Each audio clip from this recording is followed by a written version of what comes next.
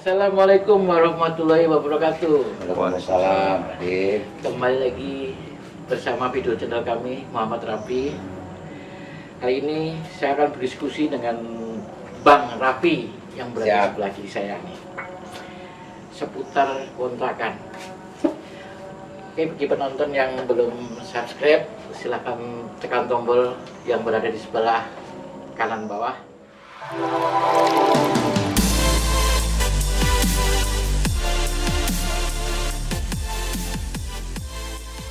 Pak Rafi, saya mulai ya. Siap, Pertanyaannya,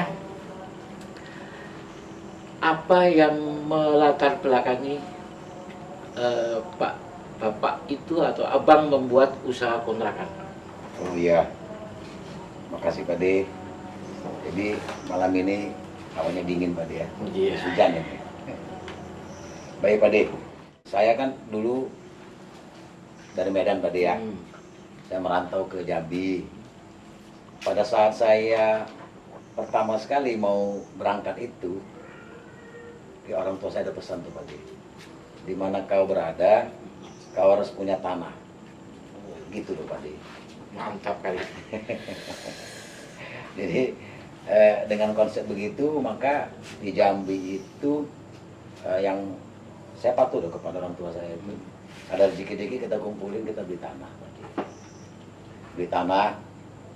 Tapi join dulu Pak De, join teman-teman dulu. Beli, kemudian kita biarin.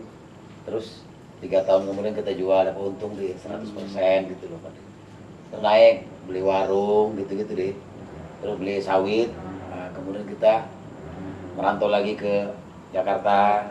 Terus merantau lagi ke Jakarta juga kita beli juga di properti, tapi mulai KPR tuh deh, kita belajar KPR, mulai belajar utang. Terus kita berangkat lagi ke Balikpapan tadi, Kalimantan. Sama, kita sisihkan lagi, kita ngutang lagi, beli lagi KPR lagi. Murah-murah aja Pak De, habis itu kita kontrak-kontrakin Pak De. Itu yang membuat sehingga akhirnya itu menjadi apa ya? Kebutuhan Pak De. Kebutuhan. Jadi kita kurangi liburan-liburan, buang-buang uang itu kita terbatas lah, kita batasi. Jadi akhirnya kalau ada rezeki kita beli tanah, kita beli kredit KPR, kira-kira gitu. Sekarang ini kan setelah saya mulai pensiun gini Pak De ya, kita kan kalau dari biasa kerja ini kan untuk mulai bisnis di masa sekarang ini kayaknya sudah terlambat kali Pak De ya. Jadi yang saya tahu itu masalah properti, udahlah saya tekuni aja Pak De, teruskan aja. Jadi begitu saya terima uang pesangon, udah saya fokus aja lah. Jadi saya mulai cari tanah dan bikin kontrakan gitu tadi. Jadi sama dengan berbisnis kecil-kecilan lah ya. Iyalah, kalau buat saya kecil-kecilan lah. Mantap nih. Iya, iya, iya. Ini nasihat yang luar biasa ini buat kawula muda ini. Jadi nasihat itu orang tua itu memang patut untuk kita ikutin, atau sarannya itu kita wajib kita jalankan supaya nanti kayak Bang Rafi ini. Kemudian Bang, bagaimana persiapan sebelum membeli tanah itu Bang? Iya Pak De. Jadi uang pesangon itu Pak De, saya bagi dulu, sisihkan dulu sebagian. Namanya kita belajar kan nggak berani juga jor-joran ya. Itu ya. Nah, harus pelan-pelan dulu. Kita kan belum tahu nih. Iya, iya. Terus kita buka-bukaan aja nih Pak De. Jadi saya itu ada contoh aja kita buat, semisal kita ada anggaran itu, dalam kasus kita sekarang ini kita anggarkan agak lumayan gede nih Pak De. Kan saya itu bercita-citanya itu tahap pertama itu saya membuat 5 kontrakan. Jadi kita sisihkan anggaran yang cukup berani saya investasikan tuh 450 juta. 450 juta lumayan Bagi saya besar itu Pak De. Ya, lumayan besar Pak. Iya. Kemudian saya coba buat RAB. Jadi dari 5 petak itu hitungan saya itu dapat angkanya 250 juta Pak De. Itu untuk biaya rumahnya aja ya? Bangunnya aja. Bangunnya aja ya. Jadi kalau dari 450 itu sisa 200 ya berarti ya. Sisa 200. Nah tinggal itu dong kita untuk bisa beli lahan. keluarkanlah biaya-biaya untuk AJB-nya, jadi tinggal 5 juta, tinggal 195. Nah, dari saya Pak dari denah saya itu, saya ikut kepada mengacu kontrakan yang ada di sini, sekitar sini Pak. Itu mereka biasanya ukurannya 3x7. Itu 21 1 meter meter. persegi ya. Kalau dia lebarnya 3, terus panjangnya 7, berarti kan kita perlu akses tuh. Ada terasnya juga sama akses sedikit ya. Iya. Lebih kurang 10 meter lah di tanahnya Pak. Jadi kalau untuk 21 meter itu kita butuh tanah berarti 30, 3 kali 10 meter. Berarti 10 meter tuh 7 untuk bangunan, sisanya teras ya? Enggak, semeter teras. Semeter 2-nya untuk jalan. Oh, Nah, kalau kita bikin 5 berarti 30 kali 5 dong. Iya, Berarti kita butuh tanah 150. 150. Nah, itu yang mau kita usahakan. Oke. Nah, tadi uang kita tinggal 195 itu. Kalau kita bagi dengan 150 meter persegi kan dapat kira-kira 1,3 juta. Tadi yang 5 juta itu yang untuk biaya arti jual belilah. Oke. Nah, jadi tinggal 1,3 juta tuh harga per meter. Dapat nggak di sini? Itu kita harus cari tahu gitu Pak De, kira-kira begitu. Berarti harus jeli juga ya. Jeli. Betul. Tapi budgetnya pasti harus tahu kan dulu kan Pak De, 1,3 juta itu. Betul. Ya. Kemudian ini deh. Setelah itu kita harus mencari maksimal biaya 1,3 juta. Kalau bisa di bawah bagus. Tapi nggak boleh lebih dari 1,3 juta. Nah, itu dulu lah yang persiapan saya itu sebelum berburu lahan itu. Luar biasa nih ini. Ini hitung-hitungan yang apa? Benar-benar jeli. Oke. Kemudian berikutnya Pak Rapi. Ya. Atau Bang Rapi ya. Bagaimana menentukan lokasi kontrakan sehingga apa yang menjadi konsep itu terpenuhi? Oh gitu ya. Ya. Jadi untuk lokasi ya Pak. Saya tuh pertama harus dekat dengan fasilitas umum itu Pak De. Akomodasi transportasi umum lah. Kebetulan di daerah tempat kita ini kan stasiun ya, stasiun Cisauk itu paling dekat itu Pak. Jadi itu jadi bagus sih menurut saya kalau dekat dengan stasiun. Transportasi. Iya. Menuju tempat kerja ya. Betul. Kan rata-rata di sini orang kerja di Jakarta. Betul. Nah, kalau stasiun itu kan yang paling inilah favorit lah sama sekarang. Nah, itu yang pertama deh. Kemudian kalau bisa tuh ada perkantoran di sekitar, ada mall, ada kampus-kampus. Nah, kebetulan kan itu ada semua di sini, Pak De. Betul. Jadi makanya saya fokus aja lah sekitar sini carinya karena kayaknya yang sesuai dengan kriteria saya ada di sini gitu, Pak De. Itu mendapatkan nilai plus dari bangunan itu sendiri ya. Ya supaya jangan sepi kan Betul. kontrakan kita. Mau ke pasar dekat, Iya. mau ke kantor dekat, Benar, transportasi akses ke Jakartanya gampang. Iya. Luar biasa. Kemudian sudah itu kriteria itu ada, saya pikir juga di sini ada. Terus kita lihat lagi tuh, harus kita cari tempat yang dari pengalaman saya nih Pak De ya. Kalau bikin kontrakan, carilah tempat yang memang di situ daerah kontrakan deh. Jadi kita nggak perlu iklan. Pasti orang cari kontrakan ke sana tuh. Dari mulut ke mulut ya. Mulut ke mulut, Oh, iya. marketingnya dapet. Luar Kira-kira biasa. gitu. Terus kemudian udah dapat yang kedua, lingkungannya kita cek lagi Pak De. Kalau saya itu aman dulu tuh dari katakanlah narkoba, minum-minuman keras. Kalau bisa sih minim pencurian lah Pak De. Itu penting buat kita dalam bisnis kontrakan ini Pak De. Kenyamanan ya Pak ya diprioritaskan ya. Nah, udah dapat 3 nih misalnya, dan itu wajib ya buat saya ya. Betul. Ini sumber listrik, sumber air itu harus ada juga. Jangan pakai genset juga kita nggak masuk nanti karena kita mau main di kontrakan kelas bawah ini kalau pakai genset kan jadi mahal Pak De. Betul. Sama sumber airnya mau pakai PDAM atau sumur bor kita harus tentukan, lihat dulu kondisinya itu. Kebetulan tempat saya itu yang adanya air sumur bor Pak De. PLN-nya PDAM-nya kurang. Oke. Terus Ya, untuk ya. menyeleksi ini ya, Ya. menyeleksi si mau yang mengkontrak itu gimana caranya Pak Rapi ya? Saya kontrak. Yang Misalkan nih, kontrak kita kan nggak tahu latar belakangnya, jangan-jangan dia itu geng narkoba lah atau dan lain sebagainya, gimana itu Pak? ya ini aja lah Pak De, kita temu muka lah. Oh, itu muka ya. Temu muka gini kita semacam interview ringan lah. Tanya dia dari mana asalnya, kerjanya apa, macam-macam lah.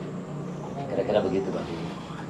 Selanjutnya nih Bang Rapi, Siapa deh? bagaimana cara mencari tanah yang sesuai dengan kriteria yang dimaksud? Oh, jadi gini Pak De, itu memang seni Pak De. Jadi sembarangan juga kita nanti masalah. Masalah. Jadi yang pasti kita tetap berpedoman kepada kriteria tadi. Nah, ini nggak gampang loh nih Pak. Gak gampang Nggak memang. Jadi yang pertama itu iklan deh. Kita buka itu di internet kan banyak itu, dan jual beli tanah, banyak itu penyediaannya untuk ini. Nah nanti kita cari yang memang dekat kita ini. Kita desa Cibogo gitu kan. Kita kan hobinya lari nih, kita kan udah sering lari-lari nih sekitar sini, kita kan tahu nih. Nah, tapi kita nggak tahu mana yang dijual kan selama ini kan. Tapi kita tahu banyak tanah kosong, ini kita udah ngincer itu juga kan sebenarnya. Kita cari dulu di iklan deh. Kebetulan ada dan tempat yang kita tahu, bagus. Kita tinggal temu yang punya gitu deh. Nah, tapi kita juga bisa pakai ini deh, agen. Banyak tuh di kelurahan atau di kepala desa itu yang nawarkan itu tanah sebenarnya. Kita aja nggak tahu selama ini. Mungkin karena kita nggak jalan komunikasi ke sana ya. Mungkin itu perlu juga lah pergaulan. Atau dari teman-teman yang dari RT RW-nya lah yang memang punya pergaulan ke sana kira-kira gitu Pak. Terus survei lah ke lokasi itu. Kalau kita mah enak, saya bilang tadi surveinya sambil lari kita deh. Makanya kenapa saya suka lari ke belakang? Itu salah satu survei. Poin terakhirnya adalah cari tempatnya itu atau lokasi tanah itu yang terdekat dengan rumah kita Pak De. Supaya kita mudah dalam pengawasan proyeknya, ke izinnya, ke apa segala macam kita lebih gampang. Itu penting. Walaupun konsekuensi harga lebih mahal ya. Asal masuk kepada target maksimal budget. kita 1,3 juta. Kita kan udah punya anggaran tadi Pak De. Siap. Itu kuncinya Pak De. Makin dekat ke rumah kita malah bagus. Iya, berarti artinya kita tuh bisa sambil mantau Iya. dengan kondisi rumah yang dekat tadi ya. Dan masyarakat kita kan kenal. Nah, Kira-kira gitu Pak De. Ya oke, mantap nih Pak. Oke, sekarang saya mau lanjutkan nih Pak. Bagaimana tahapan persiapan proyek tersebut? Nah, kalau persiapan ini standar aja sih Pak De sebenarnya. Izin. Jadi kita masuk ke rumah orang itu kita harus kenalan dulu, assalamualaikum dulu begitu ya. Saya akan temui dulu RT-nya atau sesepuh di sana. Udah, nanti ya barang nanti kita urusi IMB-nya lah. Kemudian tanah kita itu kan seperti apa, kita kan nggak bisa milih juga ya, perlu uruk atau cuma lain clearing biasa, tebang pohon aja dongkel biasa gitu kan, kita nggak tahu. Nah kebetulan yang tempat yang saya beli ini Pak De, cuma nebang pohon aja Pak De, sama ada satu pohon yang kita dongkel sedikit. Jadi agak biayanya agak lebih murah. Mengganggu bangunan ya? Mengganggu Pak De kalau itu Pak De. Karena kalau nggak kita dongkel, bonggol besar itu kan jadinya nendek ke keramik ntar begitu Pak De. Nah terus listrik kan menjadi penting. Di tempat kita ini di kampung ini nggak ada PDAM Pak De, ada sumur bor. Butuh power. Nah daripada kita pakai genset, langsung aja kita pasang baru ke PLN. Betul. Jadi kita pasang aja itu di tempat sementara, tentukan tempat sementaranya di mana, yang akan tertutup sedikit, udah pasang KW di situ bisa kok Pak De. Seperti itu. Itu sekalian nanti bisa dibuat listrik kerja ya Om ya? Iya. Nah itulah kita gunakan source-nya nanti untuk buat sumur bor pertama sekali kita gunakan itu. Siap. Jadi listrik pasang baru, kemudian tempat penyimpanan itu penting Pak De. Pak De terserah itu mau nyewa gudang orang atau garasi orang atau seperti apa, atau bikin dari sedikit. Pilihan saya nyewa aja Pak De. Nyewa. Lebih murah Pak De. Lebih murah, lebih aman ya. Lebih aman. Iya. Jadi orang yang tetangga kita libatkan. Jadi mereka nggak merasa mendengar suara berisik atau suara-suara yang mengganggu dia, tapi dapat income juga kan dari proyek itu Pak De. Siap. Nah, tadi tahapan persiapan. Nah, Iya. sekarang nih Pak Rapi nih. Ini momen. Tadi dulu ini belum siap ini. Belum. Dalam teknik bor itu kita kan harus pilih lagi. kita pilih bor biasa atau yang jet pump sekalian tuh. Oh. Kan penting itu jadinya Pak De. Bor biasa itu artinya bisa semi, bisa biasa ya? Iya, kan yang standar biasa itu kan yang 9 meter itu aja kan. Yang saksannya itu kan. Nah, kalau itu mau kita bagi ke banyak, itu kan jadinya repot kan. Harus pasang masing-masing pompa dong jadinya. Tapi lebih bagus kita jet pump sekalian Pak De. Bikin yang dalam mungkin agak 35 meter, pasang jet pump kan bisa 30 meter ya.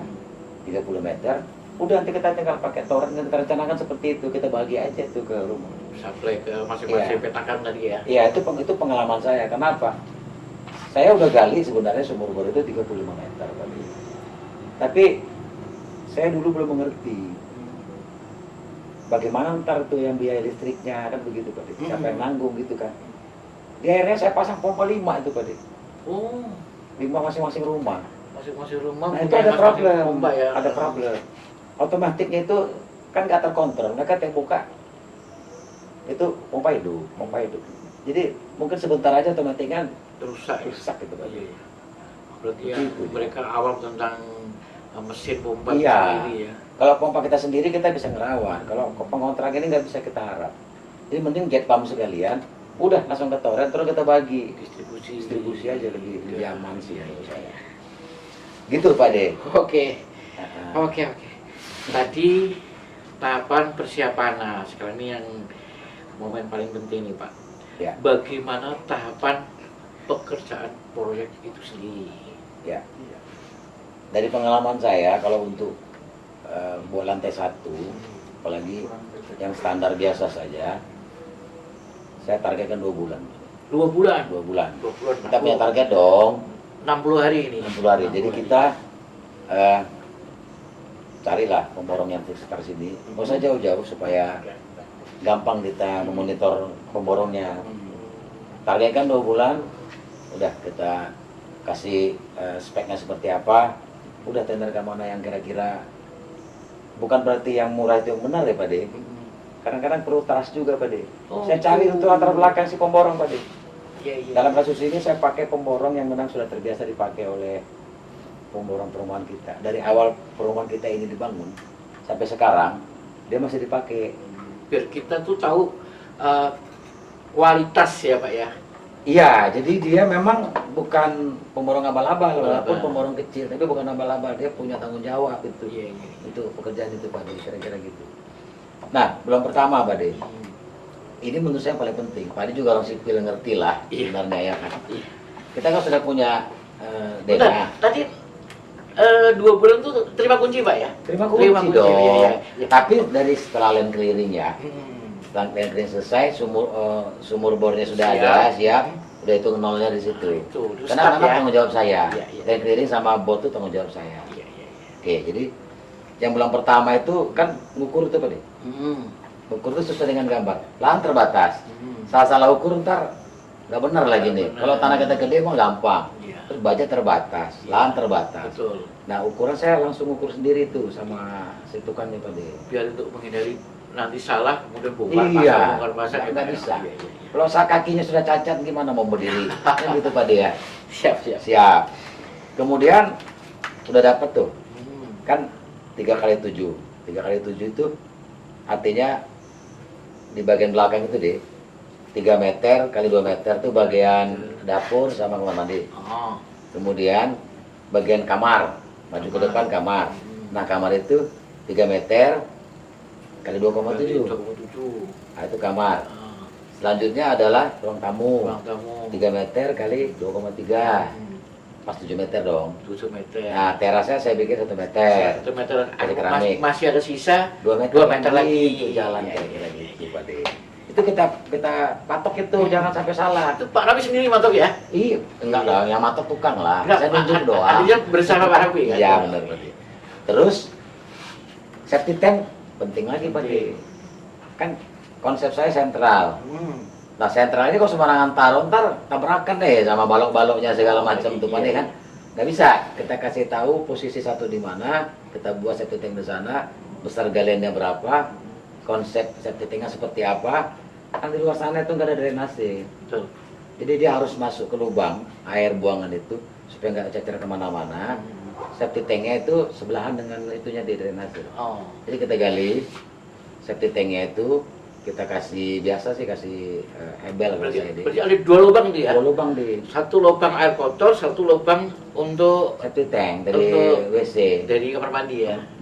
Enggak, kamar mandi ke drainase. Air kotor kan. WC dong yang Oh, buangan WC. besar. Air besar tuh ke septic Iya, tank. Nah itu saya bikin itu kira-kira 1 meter kali 1,5 lah. Untuk masing-masing kotakan, petakan ya Pak ya. Enggak, sentral ini. Oh sentral. Sentral. 1,5 kali 1 itu. 1,5 kalau nggak salah deh. Udah, itu kita kasih hebel. Dalamnya 2 meter deh. Jadi agak dalam, tenggelam gitu deh. Tapi nggak dicor bawah. Oh. Saya taruh batu kali, Untuk rembesan ya. rebesan batu kali. Terus saya kasih lubang, ketemu dengan lubang sebelahnya. Lubang sebelahnya itu sama sekali nggak saya kasih batu. Lebih disekat Buat ya. lubang aja. Disekat tapi ya. Sekat kan yang pakai ini tadi aja. Oh. Sekatnya nggak ada lagi, murni aja itu. Murni lubang. Tapi saya penuhi semua dengan batu kali. Penuh lagi dengan batu kali supaya jangan longsor ya pakai batu kali. Gunanya kan ada poros itu di pori-pori itu air lewat itu. Untuk resapan ya. Udah air buang ke situ. Oh. Jadi air dari WC juga buang ke sana. Sentral. Katanya sih kalau orang zaman dulu itu bisa tahan sampai 15 tahun, 20 tahun katanya. Kita coba aja. Kalau memang seperti itu berarti benar tuh Iya. informasinya. Oke. Nah kemudian Hmm. pemasangan batu kali. Standar deh, pasangan batu kali. Terus kita buat apa sih namanya Pak De? Backcasting atau apa sih istilahnya itu? Jadi setelah batu Slop kali, atas batu kali itu dudukannya itu. itu namanya balok slope. Balok slow, Ah, pasang balok itu slow. deh. Ah. Nah, pasang itu. Kemudian saya pakai nggak pakai bata, pakai hebel. Pakai hebel. Karena target kan 2 bulan tuh. Kalau hebel kan cepat tuh. Hebel itu sama dengan bata ringan. Om. Iya, jadi kan yang penting waktunya itu ngejar waktu kan. Iya. Bukan sekedar kita siap, tapi waktu juga butuh cepat. Pakai hebel lah sepilihan saya. Betul. Udah. Kemudian itu biasa naik terus pasang batu, naik tiang segala macam sampai dengan pasang apa tuh rangka baja. Saya pakai baja ringan Pak De. Baja ringan. Terus atapnya itu yang apa namanya Pak De, yang spandek itu deh. Pakai spandek. Yang spandek itu Ah, ya. Itu aja. spandek. Lurus aja Pak De saya bikin tuh. Sudutnya saya nggak tahu berapa itu, tapi pasti yang pasti itu tukang udah ngerti lah Siap, siap. sudahnya. Jadi meluncur gitu aja tuh. Hmm. Kemudian selesai itu instalasi listriknya. Instalasi listrik. Instalasinya langsung kita pasang sama pipa-pipa itu, pipa air bersihnya itu, pipa drainase, septic tank semua tarik ke yang sentral tadi deh. Oh. Nah, itu deh yang untuk Di metal. ya itu yang untuk persiapan pekerjaan bulan pertamanya. Oke. Jadi dia sudah sampai Tegak Inul deh. 1 bulan itu sudah naik atap. Jadi fisik itu udah terbentuk ya. Udah terbentuk rumah seperti itu. Iya, itu sekitar kalau progres itu udah mencapai 55% sampai 60% lah. Terus saya nggak bisa ngitung juga tuh, karena saya progresnya itu biasanya uangnya tinggal berapa kalau saya. Iya, biasanya gitu. Pengerjaan itu. Pengerjaan fisik itu dia lebih cepat. Mhm. Nanti setelah finishing Iya. itu yang agak lama. Jadi Iya, iya, iya. seolah-olah ini memang pekerjaan nggak ada peningkatan. Tapi ini proses memang harus dilalui. Harus dilalui ya. Oke, Bang Rapi, Siap. ini mau nanya, kenapa waktu pembuatan septic tank itu, Mhm. kenapa nggak pakai biotek aja ya? Apa itu biotek? Biotank itu septic tank yang sudah diproduksi secara pabrik. Mhm. Jadi Udah dia, komersial berarti. dia semacam kayak toren gitu, tapi ditanam dalam tanah. Mhm. Itu konsepnya adalah begitu si kotoran itu masuk, dia akan melalui proses namanya bakterisasi ya. Mhm. Outputnya itu airnya tuh sudah itu Bang, Sudah bersih. sudah ramah lingkungan. Oh gitu. Itu sudah banyak dijual Bang di Mahal nggak tuh Pak De? relatif sih tergantung merek yo. Tergantung merek. Jadi ada yang mahal, ada yang menengah. Kemudian kapasitasnya juga ada yang besar, ada yang kecil. Itu. Ya mungkin inilah. Jadi masukan juga buat satu Pak De. Artinya dalam RAB itu nggak ada. Jadi ya, saya juga baru tahu nih ada biotank tadi ya. Biotank lebih praktis Bang itu. Coba kita cari nanti di anunya price-nya berapa, nanti masukin ke RAB masuk apa enggak, itu perlu juga kan. Oh. Kalau memang dia ramai lingkungan ya bagus lah. Sekarang ini memang eranya ramah lingkungan. Ramah Kan? lingkungan. Betul, Bang. Makasih masukannya Pak De. Ya, tadi yang sudah kita bahas adalah tahapan bulan pertama, Bang. Ya, Untuk tahapan bulan kedua, Bang. ya bulan kedua itu mulai kita pasang kusen pintu Pak De. Hmm. Tapi jendela enggak, karena jendela kita aluminium. Jadi kalau aluminium itu biasanya kita tunggu jadi acian dulu kan, rapi dulu lubangnya, tinggal pasang. Tapi kalau saya kusen pintu itu duluan, gitu. Pintunya belakangan. Kusen dulu saya pasang, kan lubangnya udah ada tuh waktu mereka naik-naik itu, udah dipasang kusen. Kemudian bikin ini Pak De, tempat masak itu Pak De, untuk dapurnya itu, kitchen set tuh ya, 80 kali 1,5 meter sih kalau nggak salah. Kemudian plester dinding sama acian itu, terus plafon sama ini lantai kerja itu Pak De, di semen lantai kerja itu Pak De. Iya, skrip. Ya, apa namanya Pak De? Skrip. Skrip ya. Yang kalau hadapan sama orang sipil memang istilah-istilahnya banyak ya. Iya. Terus pengecatan dasar itu Pak De, saya pakai putih itu, cat dasar dulu semua dulu. Wall filler namanya. Ya. Kemudian saya pasang keramik Pak De.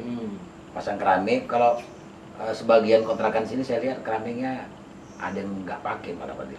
Semen hitam aja tuh. Oh, Saya ya untuk menarik pelanggan juga ya, udahlah saya keramik aja sekalian. iya. Kemudian ini Pak De, pasang WC, keran-keran airnya. Nah, kamar mandi kalau yang umumnya di sini itu dia sekatnya cuma 2 meter tuh Pak De. Dapur itu cuma sekat 2 meter aja. Dia buat kamar mandinya itu, jadi bisa dari atas itu bisa masuk loh ke kamar loh. Jadi kalau ada darurat mungkin air macet bisa lempar selang ke atas ya, Om. Terus kalau kita lagi tidur ada yang buang air belakang, kita kebangun gara-gara baunya deh. Oh gitu ya. Jadi uniknya di sini, Iya, iya, iya. kita masuk nih ke kontrakan itu, ketemu ruang tamu.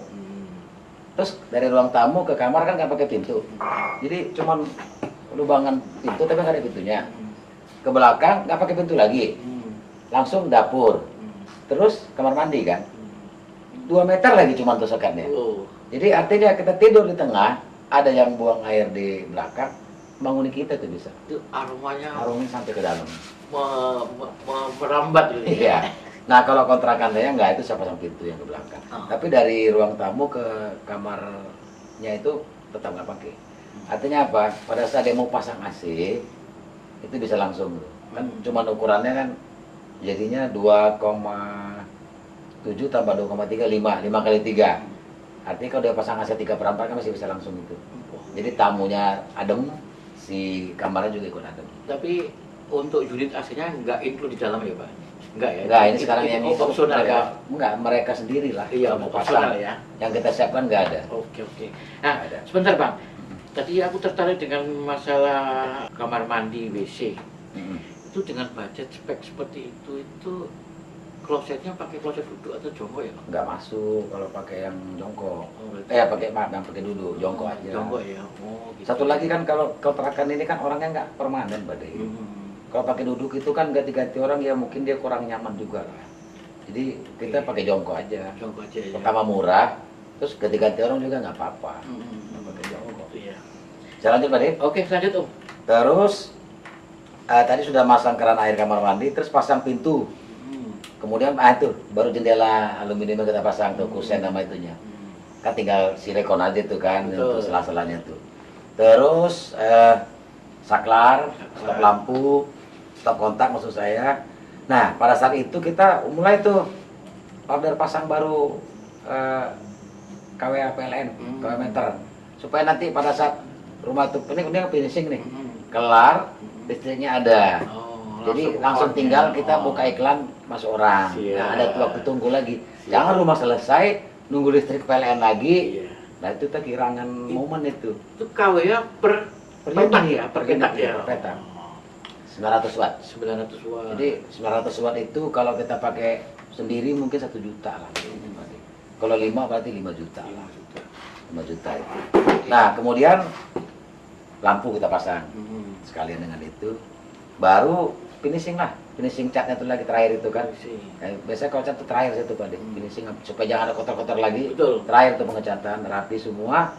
Tuh itu deh apa namanya untuk bersih-bersih itu deh, kebersihan lokasi kerjanya itu semua, supaya bersih semua itu masuk bagian dari ini kan, bagian dari perjanjian kerjanya. Siap. Udah rapi semua, baru kita pasang itu apa namanya teralis Teralis. sama jemuran tuh deh. Hmm. Kalau kontrakan yang ada sekarang tuh dia pakai jemuran bambu tuh deh. Oh. Jadi udah bagus-bagus bangunan, Heeh. dikasih bambu di depan Iya, betul, pintu, betul. jelek loh. Tuh bikin pandangan jadi nggak Jelek sedap. iya, padahal modal 100.000 kita 3 meter aja tuh, paling 500.000 lah untuk 5 batang pipa ke ujung itu kan, 5 unit kan, udah rapi. Jadi Teknis semua. gimana tuh, Bang? Ke tukang teralis aja, Oh gitu. kan sekalian kita pasang teralis, udah pasang sekalian pasangin pipa melintang aja gitu. Oh teralis tuh udah include di dalamnya ya? Udah satu Oh. aja tapi jendela, Oh iya. kan satu jendelanya. Iya. Sudah. Sip. Nah, kemudian dari PLN masuk itu, asumsi kita ini cat selesai itu harus sudah kelar semua itu. Terapi semua kita harus sudah bisa serah terima kunci Pak De. Harusnya begitu. Gitu ya. Nah, tetapi dalam kondisi ini mungkin ada kendala juga karena ternyata atap kanopi yang saya kan lurus aja tuh. Tempias Pak De, kenaan. Oh. Ya, jadi ada komplain lah dari Jadi apa namanya? waktu hujan tuh air Angin, masuk. masuk dia. Menurut saya itu sudah bagus kan, saya pelapon 3 meter tuh tingginya. Artinya ujung atapnya itu kan di 3 meter sebenarnya sudah pas menurut saya. Terus 1,5 meter loh Pak De. Saya majukan ke depan, tapi angin masih. Airnya apa? Saya pasang kanopi Pak De. Kanopi lagi tuh, tambahan. Ya, Jadi supaya jangan masuk tempias air sampai ke ruang ke tamu. ruang tamu. Jangan sampai gitu. Udah, saya kasih kanopi tambah lagi lah, itu tambahan biaya sedikit ada. Iya. Tapi nggak mahal sih kalau untuk kanopi. Pakai ini aja gantung aja. Gantung pakai apa namanya ya, rangka baja itu. Rangka baja. Yang sisa atap rangka baja kita kan masih ada tuh. Udah pasang di situ gantung, tinggal beli ininya aja. Seng spandek ya tadi Pak De. Pandek. Gitu Pak De kira-kira Pak De Iya. ceritanya. Nah, ini pemirsa, kadang-kadang memang waktu kita mendefinisi suatu bangunan, konsep adalah minimalis. Ternyata memang minimalis itu nggak nyaman. Kondisi minimalis itu memang difungsikan, memang kita bangunan itu berinteraksi dengan cuaca, tapi kenyataan secara fungsional mengganggu Ya. jadi sehingga ada tambahan kanopi lah, segala macam lah itulah. Jadi menurut Pak De memang ternyata minimalis itu nggak cocok ya Nggak cocok untuk kenyamanan ya. untuk kenyamanan. Cantik mungkin. Iya, untuk cantik saya cantik, Hmm. karena minimal itu konsepnya adalah sudut serba siku dia, Tapi kurang nyaman ya. kurang nyaman untuk dihunian. Oke. Kemudian ada tambahan nih Bang Raffi. Siap. Kadangkala kita itu terlupakan nih. Waktu pemasangan keramik, Mm-mm. tuh banyak kasus keramik itu melendung ya, Oh kayak ngangkat gitu ya. ngangkat ya. Hmm. Nah, itu hendaknya nih, ini bagi bapak para pemirsa juga, sebelum masang skrit lantai itu Ada kerja tadi ya? ada kerja sebelumnya tuh dilubangin Bang. Oh dibikin beberapa lubang. Beberapa gitu. lubang dalam Iya, satu iya. ruangan itu Untuk ada apa? 3 Untuk apa lubang. Itu fungsinya adalah lubang itu dimasukin kerikil atau batu. Mm-mm. Dia fungsinya untuk menjebak gas yang tersisa di saat pemadatan. Menjebak gas atau supaya gasnya keluar nih? Jebak gas, dia menampung gas. Oh. Nah, sehingga dia tidak mendorong keramik naik ke atas. Oh, barangkali gas-gas yang terjebak bisa keluar lewat situ. Bisa lewat situ. Oh gitu. Gitu. Maksudnya. Nah, Ya. itu bermanfaat tuh Bang. Ya, Kemudian satu lagi mungkin bisa ditambahkan saat memasang nok atau Kanopi. hubungan hubungan yang atas. hubungan atas. Ya. Itu juga jarang di apa namanya diabaikan, Diperhatiin diperhatiin orang. Itu hendaknya sebelum masang hubungan itu dikasih plastik dulu Bang. Oh di antara dua atap. Dua atap gini, Kasih plastik. kasih plastik, baru Oke. adukan. Oh. Nah, itu fungsinya adalah di saat terjadi hujan, rebesan air itu ditahan sama plastik. Plastik itu. atau karpet itu deh? Plastik, Om. Plastik ya. Plastik, Karpet ya. nggak bisa. Karpet itu dia terlalu kaku, kemudian dia tidak elastis. Tidak elastis, kurang elastis. Tebal berapa tuh plastik? Plastik cor biasa, Cok. Itu Oke. dia dihampar, kasih adukan. Yang hitam-hitam itu ya? Ah, betul. Iya, iya, iya. Tahu-tahu saya. Nah, Benar-benar. itu untuk Nah, kalau ada yang model saya begitu, yang nggak pakai bubungan gitu, yang langsung meluncur gitu, yang ditutup pakai dinding aja, nempel gitu tuh gimana? yang nempel dinding ya. Nah, berarti di sininya dong Ah. penggantinya itu. Jepitannya itu Kalau berarti sistem yang langsung, dia nggak perlu pakai plastik, Bang. nggak perlu bisa. Nggak perlu pakai plastik, Hmm. tapi dia harusnya pakai flashing. Flashing itu. Flashing itu seng Oh. yang ditekuk, Ah, ah. masuk ke dalam timbok. Oke. Nah, jadi ditekuk L gitu kan. Ya, ya, ya, ya. Nah, fungsinya adalah bila terjadi kerapuhan plekseran itu, Kayak retak-retak gitu ya. retak-retak itu, si flashing itu dia tuh Jatuhnya ke mengcover dia, Oke. mengcover rebusan air untuk disalurkan ke atas atapnya itu. Oke, siap Pak De. Masukan bagus tuh Pak De. Siap, Pak. Jadi Oke. mudah-mudahan Tambahan masukan juga nih buat saya nih Pak De. iya, Berikutnya nih. iya. Om. Masih ada lagi Pak De? Oke, satu lagi pertanyaan buat Bang Rapi nih. Panjang nih kayaknya malam ini nih Pak De ya. Apakah kira-kira nih Bang bisa nggak di-sharing bagaimana pengalaman pengelolaan kontrakan nih Bang?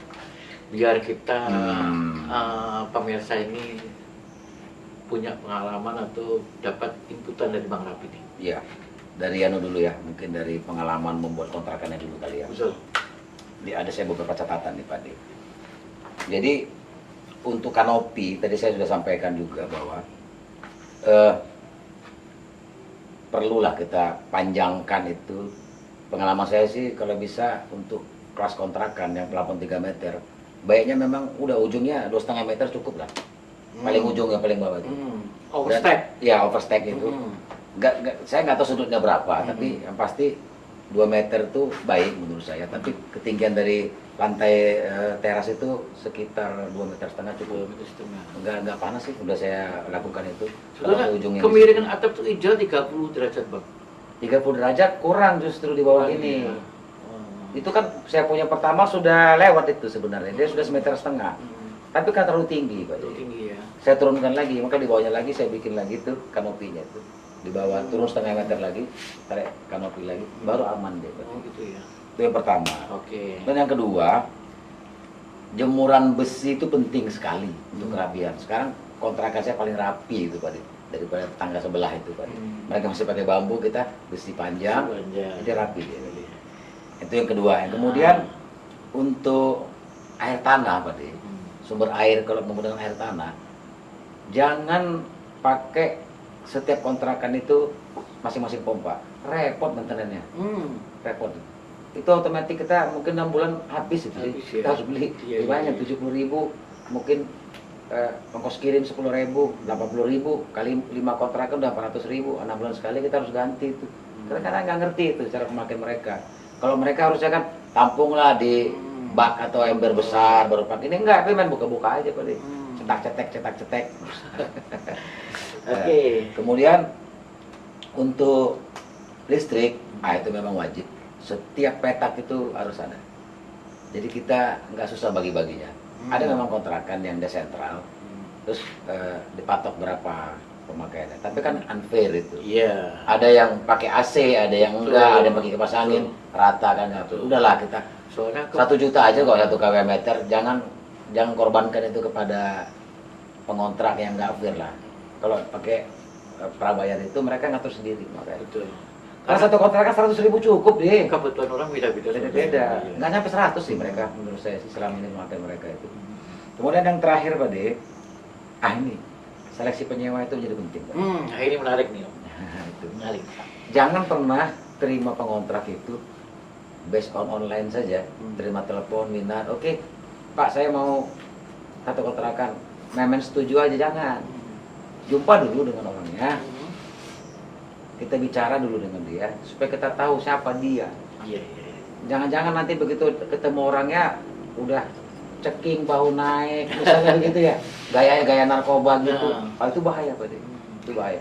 Jadi kita harus tanya dulu, apa pekerjaannya, seperti apa keluarga Kalau dia ada keluarganya malah bagus itu. Kita lebih tahu tuh. Lebih tahu tuh siapa dia sebenarnya. Yang susahnya lajang-lajang ini bisa nyamar ini, kita nggak ngerti ini. Makanya perlu tuh diskusi seperti itu. Minimal, walaupun itu bukan menjadi patokan, tapi sudah mengurangi kecurigaan kita atau resiko terhadap perilaku dia. Itu menjadi penting menurut saya. Nah, kira-kira nih Bang, kalau ada penyewa yang melanggar aturan misalnya Bang, awalnya dia bilang orang baik-baik, Iya. ternyata setelah dia ngontrak, dia berbuat nggak benar Bang. Di punishment-nya apa nih kira-kira apa nih? Kalau di perusahaan, saya dulu pernah di perusahaan juga, Pak. Jadi saya juga berkarir di perusahaan, jadi saya mengerti yang namanya SOP. Ada juga orang Betul. kantoran juga tahu Betul. SOP. Itu kan sebagai paduan kan. Hmm. Kalau melanggar ada punishment kan. Hmm. Ya sudah, kita buat aja peraturan kontrakan. Tidak boleh bla bla bla bla sesuai dengan banyak sih di internet tuh kalau mau lihat itu. Kalau mereka melakukan itu kategori pelanggaran berat, ya sudah mereka harus keluar dari situ. Berarti sebelum mereka itu ngontrak, dia harus mematuhi aturan-aturan tuh ya Pak? Kita kasih tahu. Hmm. Ini aturan kontrakan, kamu mau kontrak di sini, bisa nggak memenuhi ini? Kalau memang bisa, silakan masuk. Kalau nggak bisa, ya sudah, kita nggak terima itu. Oke. Jangan hanya money oriented dong. Oke, Tapi oke, kita oke. harus mikirkan juga lingkungan kita kan. Siap. Gitu Pak De. Siap. Satu lagi nih Pak, mau nanya. Siap. Bila salah satu penyewa udah mau check out nih, Hmm. karena batas waktunya dia udah habis nih. Hmm. Sementara bangunan atau unit atau petakan yang dia sewa itu terjadi kerusakan. Hmm. Apa langkah abang yang abang lakukan? Ya, kita kan menyerahkan itu dalam kondisi bagus. Dia harus meninggalkan dalam kondisi bagus. Oh. Kalau mereka baik-baik, ya kita suruh beresin lah. Seperti itu Pak De. Tapi kalau saat dia keluar dia tanpa pamit langsung nyelonong gitu? Sama pertanyaannya, Pak De taruh sepeda motor di luar di Cirebon mau apa? Kira-kira gitu. Wallahu alam Iya, saja. oh gitu ya. Ada hal-hal yang memang dalam kontrol kita, ada yang tidak. Kalau seperti itu kan kasusnya kan sudah sama lah seperti saya sampaikan tadi. Kira-kira ada uang jaminan nggak sih Bang? Kalau untuk yang saya punya ini nggak sanggup juga saya kasih uang deposit itu tadi. Gitu ya. Karena bayar bulanan itu aja mereka yang susah kan. Gitu ya. Kita harus mengerti juga. Jadi nggak bisa juga kita bisnis kontrakan kecil-kecil gini terlalu money oriented, jangan juga. Gitu. Soalnya kan Aspek sosial harus perhatikan juga. saya banyak sering mendengar tuh Bang, kalau orang yang mau ngontrak itu harus naruh deposit atau Ada. jaminan. Jakarta paling banyak. Betul, Saya juga itulah. ada kos Jakarta seperti Tapi kalau abang nggak berlaku itu ya? enggak lah, udah tadi dah walau alam aja deh. Kalau kita baik sama orang ya udah orang baik sama kita. Kalau memang juga Amin, alhamdulillah. Memang dia- Abang satu ini Bang. terjadi sesuatu ikhlaskan sajalah. Iya. Pak De. Iya. Saya coba summary sedikit saja Pak De ya. Bahwa memang kita yang karyawan ini bukan nasihat nih Pak De, cuma Siap, berbagi aja nih siap. pengalaman hidup. Saya juga dulu karyawan biasa Pak De, dari nol, dari bawah. Saya dari operator naik ke jadi foreman, foreman menjadi supervisor, supervisor jadi asisten, jadi manajer, naik lagi terus sampai direktur saya sudah pernah Pak De. Jadi dari paling bawah sampai ke atas saya sudah pernah. Apa yang kita dapat di situ bukan gajinya yang penting, tetapi outputnya bagaimana pengelolaan output kita dengan benar. Iya. Gaji kita 1 juta, kalau keluar 1 juta habis. Iya. Gaji kita 5 juta, keluar 5 juta habis. Habis. Gaji kita 50 juta, keluar 50 juta habis. Apa gunanya itu pangkat dan jabatan Iya. kalau pengelolaan pengeluaran nggak baik? Kalau saya senang di properti, saya pilih investasikan uang saya di tanah atau bangunan atau kontrakan seperti itu, supaya setelah pensiun seperti sekarang kita punya modal untuk itu, karena dia pasti akan naik terus. Tapi passive income iya, tapi kita kan bekerja kan lama. Iya, betul. Nah sekarang 20 tahun 30 tahun kerja, apa yang didapat? Iya. Nah kalau nggak mulai dengan itu susah Pak De. Subhanallah. Kira-kira gitu Pak De. Siap, mantap. Ini nasihat yang memang perlu kita contoh dan kita tiru. Oke, cukup Pak Raffi ya. Ya, makasih banyak Pak De. Demikian obrolan inspiratif dengan Bang Raffi, dan terima kasih telah menonton video channel kami. Salam sehat. Wassalamualaikum warahmatullahi wabarakatuh.